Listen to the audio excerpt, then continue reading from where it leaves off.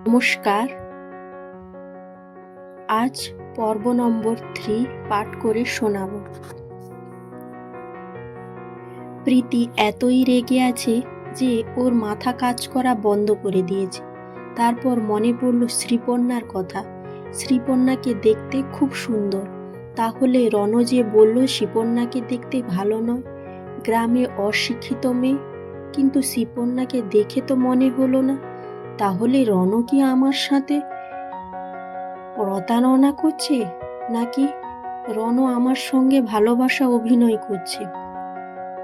রণর বাড়ির থেকে বেরিয়ে এসে প্রীতি বিভিন্ন ধরনের কথা ভাবতে থাকে। এদিকে রণ বারবার প্রীতিকে ফোন করতে থাকে। প্রীতির মাথা এতটাই গরম আছে, রণর ফোন কোনোভাবে ও রিসিভ করে না। এইভাবে কয়েকবার ফোন রিং হতে হতে কেটে যাওয়ার ফলে প্রীতি বাধ্য হয়ে ফোনটা রিসিভ করে বলে, এখনো কি অপমান করা বাকি রয়ে গেছে? মায়ের কাছে তো চুপ ছিলে, একটুও তো প্রতিবাদ করলে না, কেন আমাকে বারে বারে ফোন করে ডিস্টার্ব করছো? অপরদিকে রণ বলে, সরি করো না বেবি। প্রীতি বলল, আমি এখন কারোর সঙ্গে দেখা করতে চাই না, আমি এখন বাড়িতে আছি, তুমি চাইলে আমার বাড়িতে আসতে পারো, বলে প্রীতি ফোন কেটে দেয়। প্রীতির বাড়িতে বাবা, মা আর প্রীতি।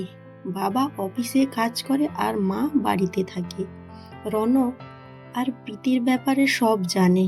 রণর মা কত করে বলেছে রণর বিয়ে হয়ে গেছে, এখন ওর সঙ্গে বেশি মেলামেশান করতে না, কিন্তু প্রীতি কথা শোনে না। বলেছে রণ ওকে বিয়ে করবে, তাই প্রীতির মা আর কিছু বলে না। মিনিট 15-র মধ্যে রণ প্রীতির বাড়িতে এসে পৌঁছায়। তখন প্রীতির মা নিচে বসেছিল। রণকে দেখেই প্রীতির মা জিজ্ঞাসা করল, তুমি এখন? রণ বলল, আন্টি প্রীতি কোথায়? প্রীতির মা বলল, ও তো তোমার বাড়িতে গিয়েছিল, তারপর থেকে এসেই দেখছি রুমের মধ্যে আছে। তোমার বাড়িতেই কিছু হয়েছে? কারোর সঙ্গে কোনো কিছু কথাই বলতে চাইছে না। তারপরে রণ বলল, না না, তেমন কিছু হয়নি, আমি দেখছি। এই বলে রণ প্রীতির রুমের দিকে এগিয়ে যায়। এদিকে প্রীতি স্নান শেষ করে সদ্য কাপড় চেঞ্জ করছিল। রণ দরজায় নক করে। তখন প্রীতি বলে, রুমে আসতে পারো, তোমাকে নক করতে হবে না, বলেই রণ প্রীতির রুমে প্রবেশ করে।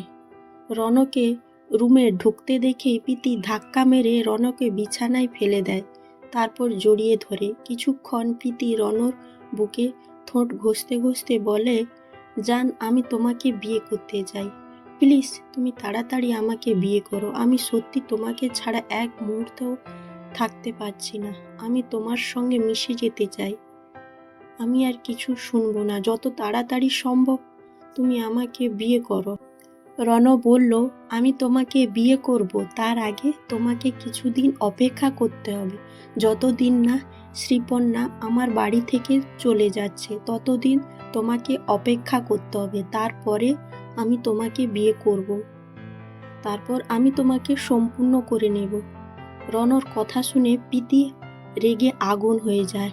তারপর বলে, তুমি পারবে বলে আমার মনে হয় না, আমার তো মনে হয় তুমি তোমার বউকেই বেশি ভালোবাসো,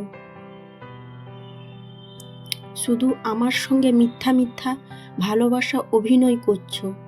রণ প্রীতিকে বোঝালো, যে করে হোক সে শ্রীপর্ণাকে তাড়াবে। সরাসরি তাড়াতে, যদি সরাসরি শ্রীপর্ণাকে তাড়াই তাহলে মা কষ্ট পাবে। প্রীতি রেগে বলল, কি করে তুমি তাড়াবে শুনি? রণ কুটিল হেসে বলল, আমার অত্যাচার এসে নিজে থেকেই চলে যাবে। বিয়ে হয়ে গেছে আমাদের প্রায় কয়েক মাস হলো, ওর মধ্যে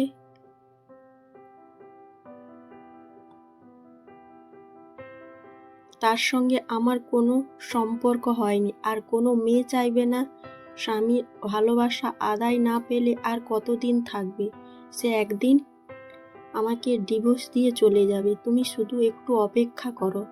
এই বলে রণ প্রীতিকে আশ্বাস দিতে থাকে। আজ এইটুকু, পরের পর্বের জন্য অবশ্যই সাথে থাকো।